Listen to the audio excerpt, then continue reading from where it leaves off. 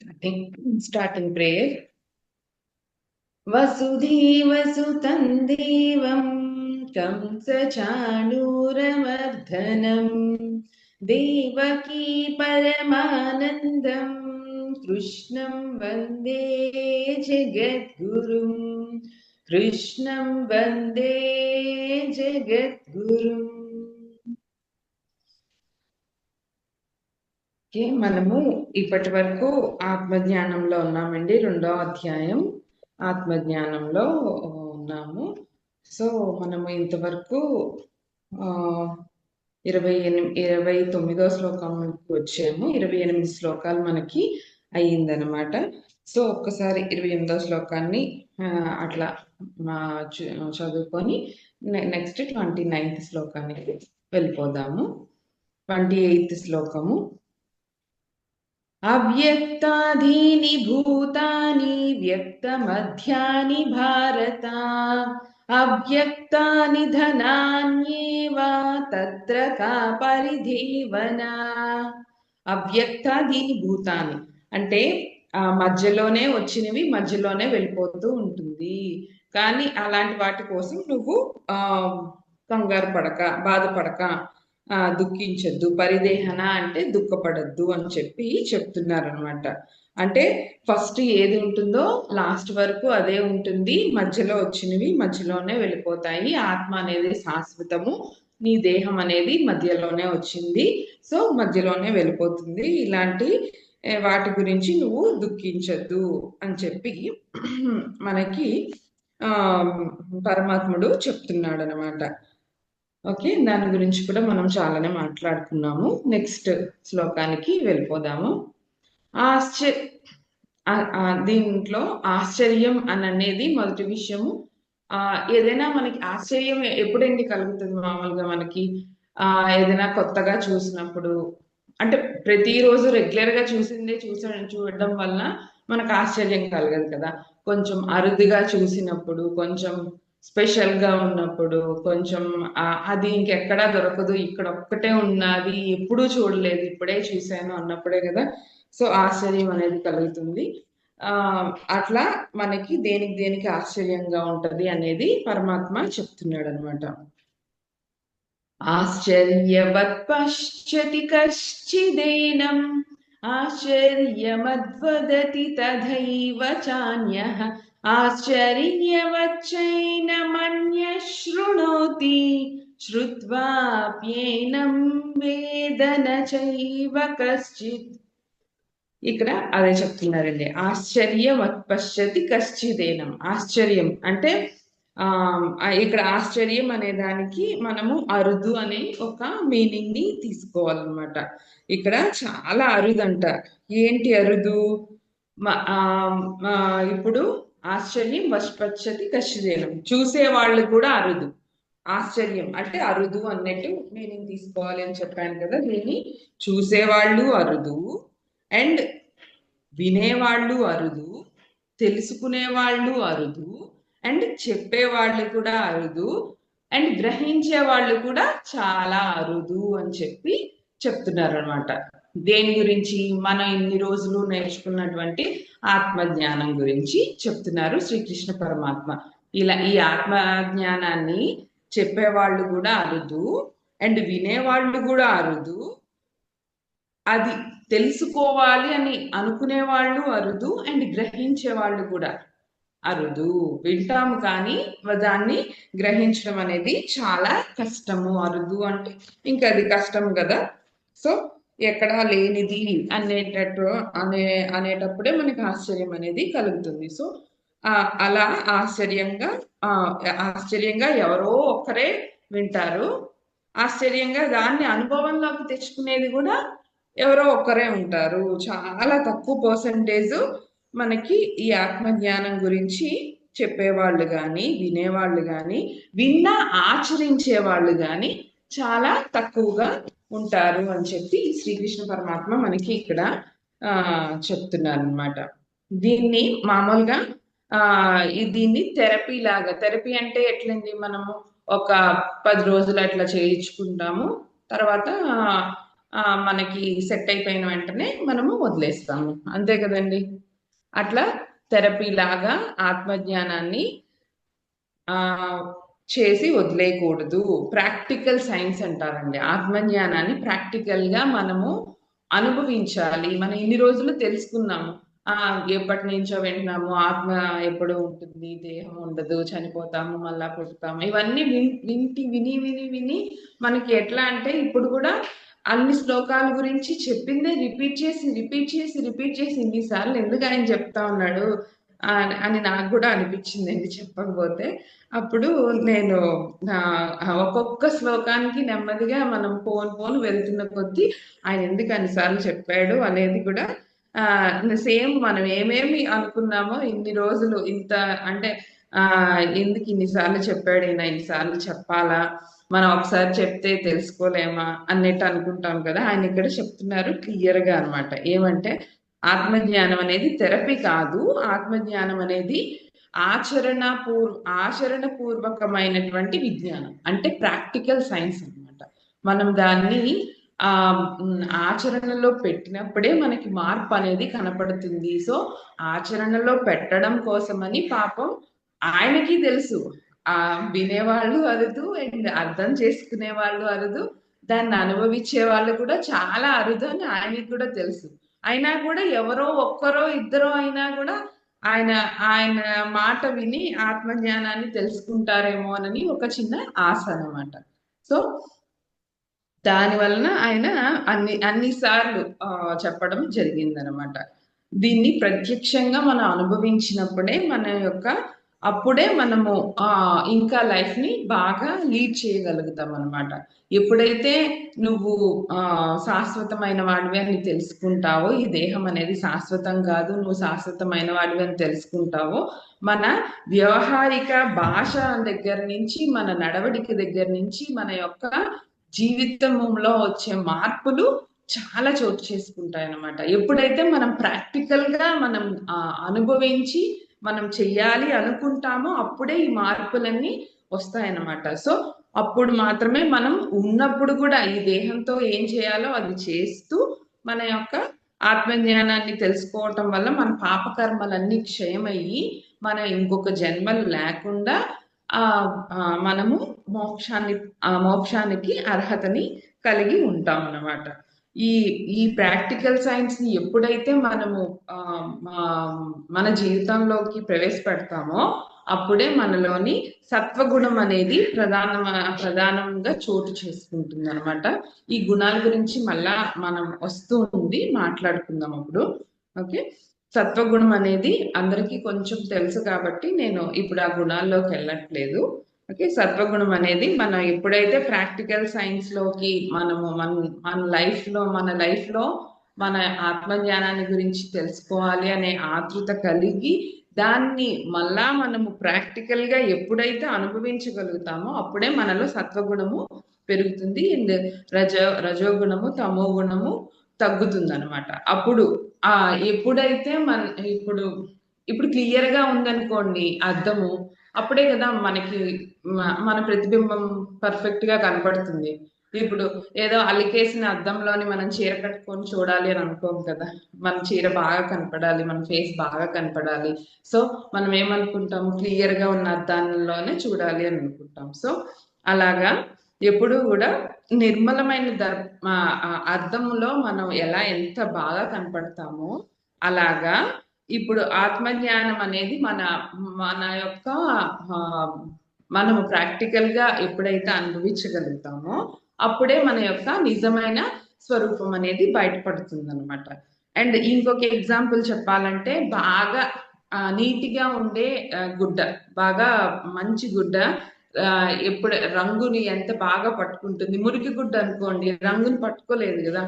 So మీరు అంత రెడీగా ఉండాలన్నమాట అబ్జార్బ్ చేసుకునేదానికి అనమాట. ఆత్మజ్ఞానాన్ని అబ్జార్బ్ చేసుకునేదానికి అంత ఓపెన్ గా అంత రెడీగా యాక్సెప్టబుల్ గా ఉండాలి అని చెప్తున్నారు అనమాట.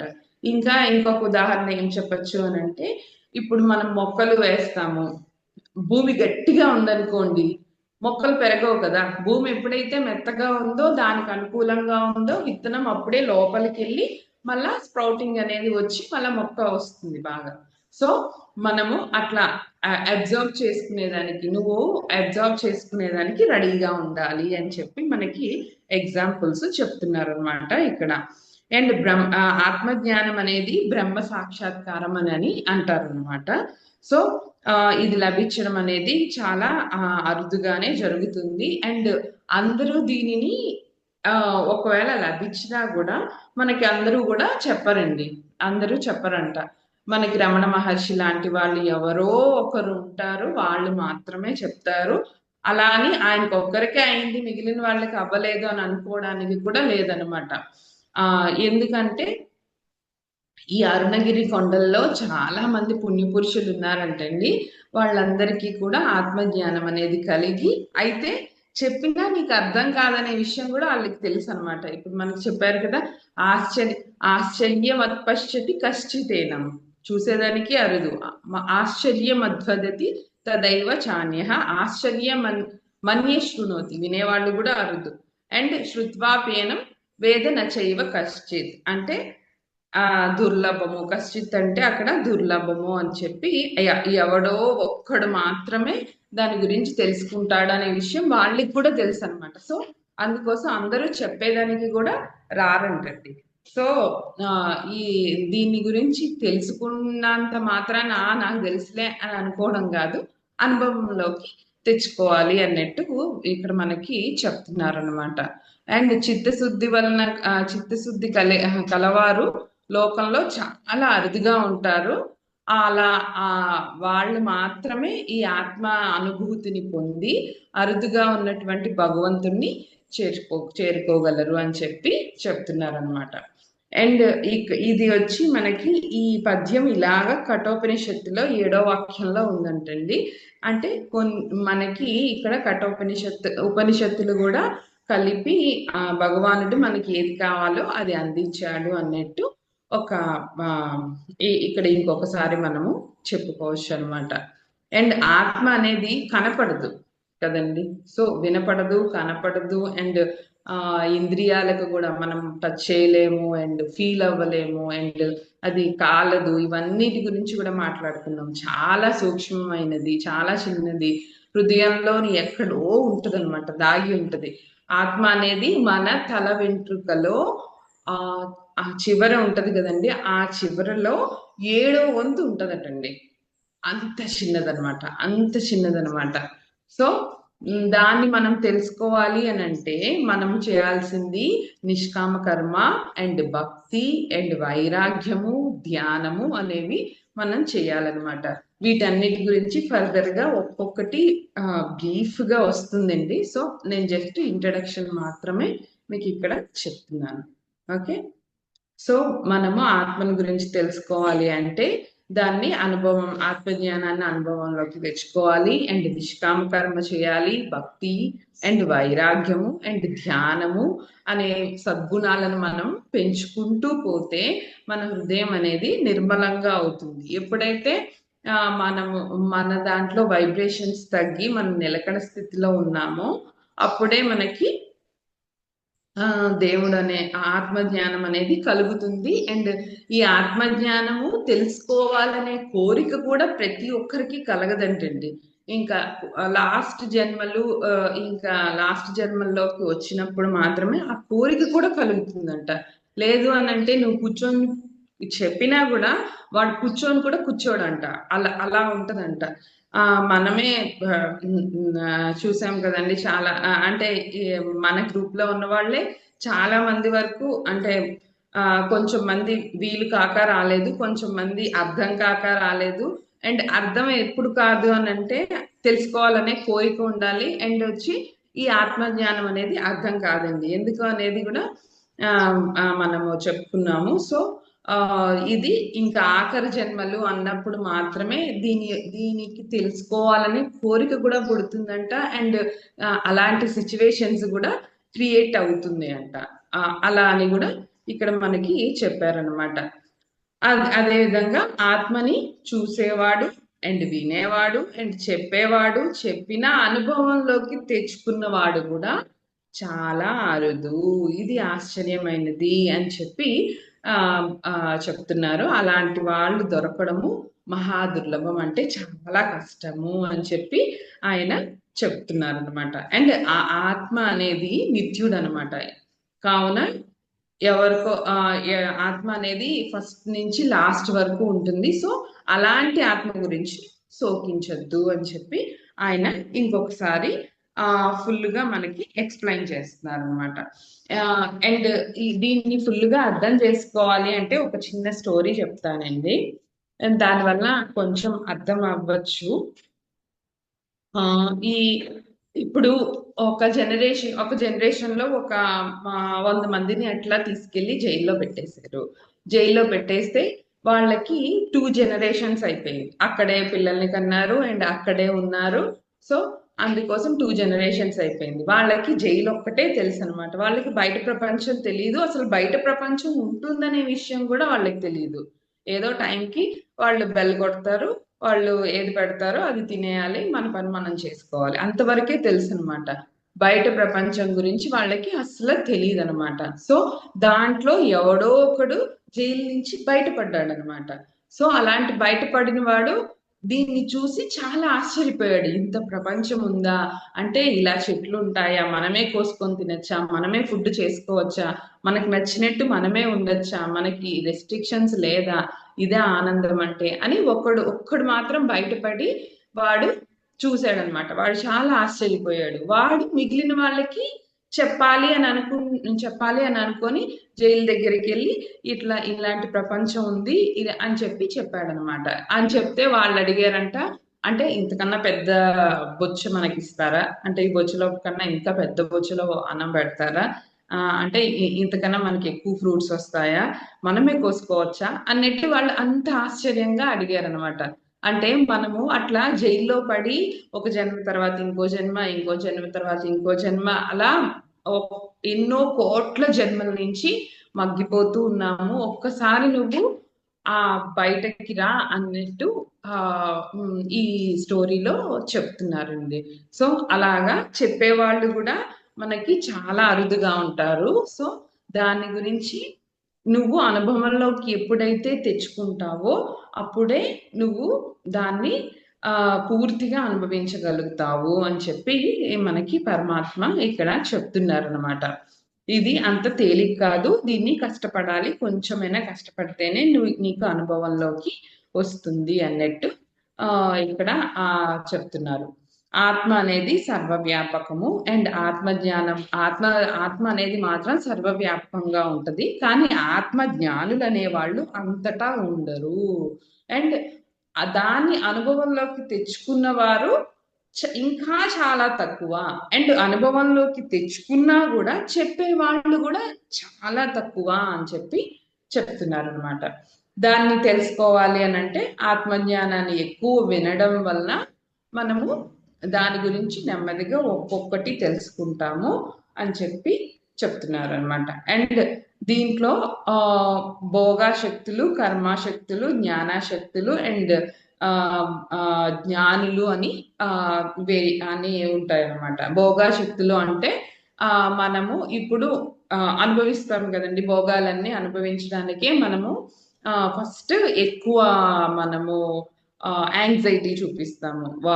అది అది కొనుక్కోవాలి, ఇది కొనుక్కోవాలి, దీని తర్వాత ఇది చేయాలా, అది చేయాలా అని చెప్పి. అట్లా కాకుండా నెక్స్ట్ స్టేజ్కి వెళ్ళాలి. కర్మాశక్తులు అంటే మన పని ఏదో అదే చేసుకోవాలి. అండ్ నెక్స్ట్ మనం ఎందుకు వచ్చామో అనే దాని విషయం గురించి తెలుసుకొని మన పనులను మనం ఫినిష్ చేయడము కర్మాశక్తులు. ఓకే, తర్వాత జ్ఞానాశక్తులు అంటే ఆత్మ జ్ఞానం గురించి తెలుసుకోవడం జ్ఞానాశక్తులు. జ్ఞానులు అంటే దాన్ని అనుభవపూర్వకంగా మన యొక్క జీవితంలోనికి ప్రవేశపెట్టడం అనే వాళ్ళే జ్ఞానులు అన్నట్టు. అంటే మనం ఒక్కొక్క స్టేజ్ బై స్టేజ్ నెమ్మదిగా మార్చుకుంటూ వెళ్తే అప్పుడు మనకి ఆత్మజ్ఞానం అనేది తెలుస్తుంది అని చెప్పి మనకి ఇక్కడ మనకి ఈ పద్యం ద్వారా తెలుస్తుందండి. అండ్ ఎప్పుడు కూడా మనం బయట ప్రపంచం గురించే ఎక్కువ ఆలోచిస్తూ ఉంటాం అనమాట. మనకుండే 24 hours లో మాక్సిమం స్పెండ్ చేసేది 8 అవర్స్ పడుకున్నా కూడా మిగిలిన టైం అంతా మనం బయట ప్రపంచం గురించి మహా అయితే దేవుడి దగ్గర స్పెండ్ చేసేది నాకు తెలిసి ½ to 1 hour అండి. అట్లే స్పెండ్ చేస్తాం కదా. ఆ ½ to 1 hour అయినా దేవుడి దగ్గర ఆ మ్, మనస్ఫూర్తిగా మీరు స్పెండ్ చేయగలిగితే మీకు ఆత్మజ్ఞానం అనేది కూడా మీ అంటే మీలోనే దేవుడు ఉన్నాడు అనే విషయాన్ని తెలుసుకోగలుగుతారు అన్నట్టు మనకి ఇక్కడ ఈ శ్లోకంలో చెప్పారనమాట. అదండి. ఓకే, నెక్స్ట్ శ్లోకానికి వెళ్ళిపోతాము. 30th శ్లోకం అండి. సార్ ఏమైనా యాడ్ చేస్తారా సార్? ఏమైనా యాడ్ చేస్తారా సార్?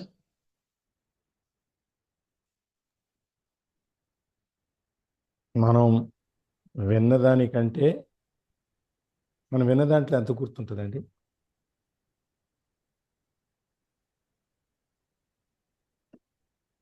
ఎవరు వెళ్ళలేదు సార్? హలో, జ్యోతి సార్ గొంతు మారినప్పుడు గమనించండి. సార్ అది టాపిక్ ని బట్టి బాగా ఇంట్రెస్ట్ ఉందంటే ఎక్కువ గుర్తుంచుకుంటాము, అదే, బాగా ఇంట్రెస్ట్ లేదంటే మర్చిపోతాము. ఇంట్రెస్ట్ లేదంటే విన్న తర్వాత వెంటనే మర్చిపోతారు. అవును బాగా ఇంట్రెస్ట్ ఉంటే 4 రోజులు గుర్తుంటుంది. అవును ఇంకా బాగుంటే ఇంకో వారం రోజులు గుర్తుంది. అవును. అంతేనా లలిత నల్లమట్టి గారు? అంతే కదా సార్. మీరు ఇంకేమైనా చెప్తారు అది కాకు? ఆహా, అంతే సార్. అంటే జ్యోతి చెప్తుంటే జనార్దన్ లివింగ్స్టన్ స్పీగల్ అన్నట్టు ఆ బుక్ లో కూడా ఇలానే, అంటే వేరే ప్రపంచం ఉందా, వేరేది ఉందా అన్నట్టు, ఇంకా ఫ్యామిలీ ఇది సేమ్ వెళ్తారనమాట.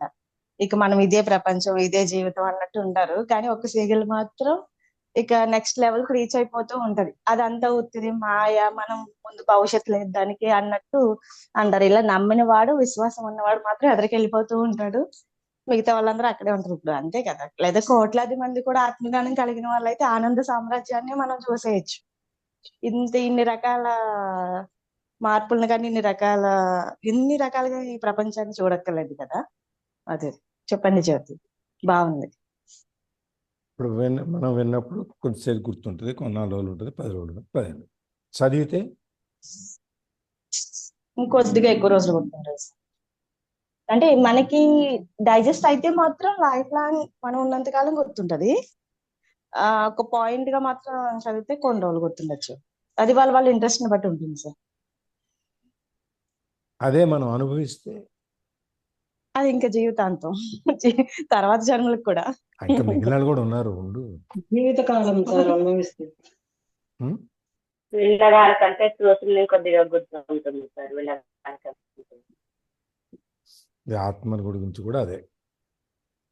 అంతేనా జ్యోతి? అంతే సార్.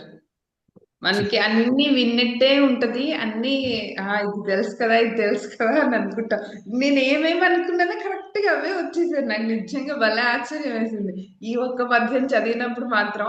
అంటే చాలా లాంగ్ గా ఉంది కదా ఆత్మజ్ఞానం, నేనే ఇట్లా ఫీల్ అవుతున్నాను చెప్పేదాన్ని, ఇంకా వినేవాళ్ళు ఎలా ఉంటుందో అని అనుకుంటా ఉన్నాను. నేను ఏమేమైతే నా మనసులో అనుకున్నానో మొత్తం ఆయన చెప్పేశాడు అనమాట ఈ ఒక్క పద్యంలో. అందుకని మనం ఈ ఏదైతే మనకి కనపడదో వినపడదో అది అకస్మాత్తుగా మన దగ్గర కనపడితే మనకి ఒకసారిగా ఆశ్చర్యంగా ఉంటుంది. ఓ ఇలా కూడా ఉంటుందా, ఇలా ఉందా అని చెప్పేసి. ఇక్కడ కూడా అని చెప్పేది ఈ ఆత్మజ్ఞానం అనేది వాళ్ళకి మనం వింటాం చదవటమే కాకుండా ఈ ఆత్మజ్ఞానాన్ని ఎవరైతే అనుభవిస్తారో వాళ్ళకి రజస్తమ ఈ గుణాలన్నీ ఏమేవైతే ఉన్నాయో అవన్నీ అంతరించిపోయి పూర్తిగా ఆ మోక్ష సాధనలో మునిగిపోయి మోక్షాన్ని పొందటం గురించి ఉండేవాళ్ళు చాలా చాలా అరుదుగా ఉంటారు. అట్లాంటి వాడు కనపడినప్పుడు మనకి ఆశ్చర్యంగా ఉంటుంది. ఇది మనం చూడటానికి. అందుకని మనం ఏది చేసినా కూడా దాన్ని వినేసి, ఇప్పుడు భగవద్గీత చాలామంది చెప్తుంటారు, చాలామంది వింటుంటారు, కానీ ఆ గంట అక్కడ కూర్చుని ఆ ప్రవచనం అయ్యేంత వరకే. ఇంటికి వచ్చిన తర్వాత మహా ఓపిక ఉంటే వినేవాళ్ళు ఉంటే బాగా చెప్పారు ఇవాళ, ఇట్లా ఆత్మజ్ఞానం గురించి, ఆత్మ గురించి ఇట్లా తెలిసి ఉండాలని చెప్పి బాగా చెప్పారు ఇవాళ. రేపు పొద్దున్న వచ్చేటప్పటికి ఆ చింతపండు ఉందా, పంచదార ఉందా, ఉప్పు ఉందా, పొడి. ఎగ్జాక్ట్లీ సార్, కరెక్ట్ గా ఆ ఒక 1 అవర్, ఆ అరగంట సేపు దాని గురించి ఆలోచిస్తాము. అండ్ అక్కడి నుంచి బయటకు రాగానే ఈ చీర బ్లౌజ్ మ్యాచింగ్ ఉందా లేదా, నెక్స్ట్ ఎక్కడికి వెళ్ళాలి, అక్కడ ఏం తీసుకోవాలి అంతవరకు అదే అయితే ఆలోచన. పర్వాలా, ఇవాళ 8 దాకా చెప్పాల్సిన నేను 8 పోదే చెప్పాడు, నాకు ఇంట్లో వంట లేట్ అవుతుంది, ఏం తిట్టుకుంటున్నారో ఏంటో అని చెప్పి కూడా పరిగెట్టే వాళ్ళు ఉంటారు. సో ఇది మనం ఆయన చెప్పేది ఆశ్చర్యకరమైనగా ఉంటాయి అన్నీ. ఉన్నవాళ్ళు ఉన్నారు అని తెలుసుకున్నప్పుడు అని చెప్పి మనకు అదే భావచరిత్రలు కూడా ఆయన బ్రహ్మజ్ఞానం గురించి చెప్తారు. బ్రహ్మజ్ఞానం అంటే ఏంటి అనే దాని గురించి ఒక చాప్టర్ ఉంది దాని మీద. సత్య చెప్తారా? ఏంటి సార్? బ్రహ్మజ్ఞానం గురించి బాబా గారు ఒక చిన్న కథ చెప్తారు కదా, ఒక ప్రాక్టికల్గా ఎక్స్పీరియన్స్ చేస్తారు. ఒక అతను తన దగ్గరికి వచ్చి బ్రహ్మజ్ఞానం ఇవ్వమని తొందర పెడుతూ ఉంటాడు. బాబా గారు ఏంటంటే తనకి ఆ ఇంటికి వెళ్ళి ఎవరున్నారో చూసిరా, ఈ ఇంటికి వెళ్ళి ఎవరున్నారో చూసిరా అని పంపిస్తూ ఉంటారు. తనేంటంటే నేను అడిగింది ఏంటి, ఈయన చేసేది ఏంటి అని తనకి కోపం వచ్చేస్తా ఉంటది. అంటే ఏంటి, అక్కడ తాను అది బాబా ఇచ్చినా తాను తీసుకోవటానికి సిద్ధంగా లేడు. తనకి బాబా దగ్గర అవసరం ఉంది, మనకి ఇప్పుడు ఒకరితో అవసరం ఉంది, అప్పుడు వాళ్ళు ఏది చెప్పినా చేస్తూ వాళ్ళకి అనుగుణంగా ఉంటాం కదా సార్. చెప్పండి చెప్పండి, మళ్ళీ నా క్వశ్చన్ మార్క్ ఎందుకు? బాబా గారు ఒక ఆయన వచ్చి బ్రహ్మజ్ఞానం ఇవ్వమని అడుగుతారు. అడిగినప్పుడు ఆయన ఏం చేస్తారంటే, సరే కూర్చో చెప్తాను అని చెప్పి ఒక కుర్రాన్ని పిలిచి ఆ నందు వాళ్ళ ఇంటికి వెళ్ళి ఒక 10 రూపాయలు అప్పు పట్టరా అని చెప్పాడు. 5 రూపాయలు అని. ఇంకొక ఆయన దగ్గరికి వెళ్ళి, ఆయన దగ్గర లేడు ఇంట్లో అంటే మళ్ళీ ఇంకొక ఆయన దగ్గరికి వెళ్ళి పట్టుకురా అని చెప్పి పంపిస్తాను. ఈ విధంగా 3-4 దగ్గరికి పంపిస్తాను. ఇక్కడ ఆయనేమో నేను అంత దూరం నుంచి వచ్చాను, బండి కట్టించుకొని, పైగాను నాకు టైం అవుతుంది, నాకు లేట్ అవుతుంది, నేనేమో ఇవన్నీ చేస్తున్నాడు ఏంటి అని చెప్పి చికాకు పడుతూ, స్వామి నా తొందరగా చెప్పండి నేను వెళ్ళాలి అంటే, అప్పుడు బాబా అదే చెప్తారు, నీకు బ్రహ్మజ్ఞానం ఇవ్వటం కోసమే నేను ఈ నాటకం అంతా నడుపుతున్నాను, నా దగ్గర డబ్బులు లేక కాదు. ఈ 5 రూపాయలు నీ దగ్గర ఉన్నాయి, దానికి 10 టైమ్స్ ఉంది, నీ దగ్గర 50 రూపాయలు ఉన్నాయి నీ దగ్గర, కానీ నువ్వు 5 రూపాయలు తీసి ఇవ్వటానికి నీకు కష్టంగా ఉంది. నువ్వు 5 రూపాయలు ఇవ్వలేని వాడి నువ్వు బ్రహ్మజ్ఞానం ఎట్లా పొందుతావు అని చెప్పి అంటూ, ఆ బ్రహ్మజ్ఞానం అంటే ఏమిటి, ఎలా వస్తుంది, దానికి ఎవరు అర్హులు, ఏం చేయాలి అని చెప్పి మన పెద్ద చాప్టర్ ఉంది దానికి. అంతేనా? అవును సార్, నిజంగా తనకు అవసరం అయితే తన జేబులో నుంచి ఇవిగో ఇవి ఉన్నాయి బాబా ఇదిగోండి అని మీరు ఇవ్వాలి అక్కడెక్కడ కదా సార్. పంపించడం ఎందుకు బాబా, ఇదిగోండి 5 ఇవ్వడు. రూపాయలు నేను ఇస్తాను అని చెప్పి 50 ఆ, దింతలు జేబులో ఈ ఉన్నాయని 5 కూడా రూపాయలు చెప్తారు. నువ్వు త్యాగం చేయలేని వాడివి, నువ్వు ఈ జీవితాన్ని అంతా త్యాగం చేసి నువ్వు బ్రహ్మజ్ఞానాన్ని పొంది బ్రహ్మజ్ఞానం ఎలా పొందగలవు నువ్వు అంటారు. ఎక్కడికో పైకి వెళ్ళాలి అనుకునేదాన్ని నీకు ఎలా సాధ్యము అని చెప్పేసి సింపుల్, అంటే మొత్తం అంతా చాప్టర్ ఉంది సింపుల్, లాస్ట్లోకి వచ్చేటప్పటికి ఇదన్నమాట. అది ఇక్కడ కూడా ఆయన చెప్పేది అదే, మనం ఈ అన్ని స్టేజ్లు అంటే ఫిల్టరైజేషన్లో మనకి ఒక్కొక్క స్టేజ్ నుంచి మనం వెళ్ళేటప్పటికి చివరకు వచ్చి బ్రహ్మజ్ఞానం ఆ బ్రహ్మైక్యము లేకపోతే ఆ మోక్షము అది పొందేవాళ్ళు ఒకళ్ళు ఇద్దరు ఉంటారు. కాబట్టి మన సాధన చేయటం ద్వారా మనం నిజంగా దాన్ని సాధించాలి, పొందాలి అనుకుంటే మీరు సాధన చేసి మీరు అక్కడికి రండి అని చెప్పి. ఓకేనా జ్యోతి? అంతే సార్. రైట్, రండి. ఒక్క నిమిషం, మళ్ళీ రికార్డింగ్ ఆప్షన్ చేస్తాను.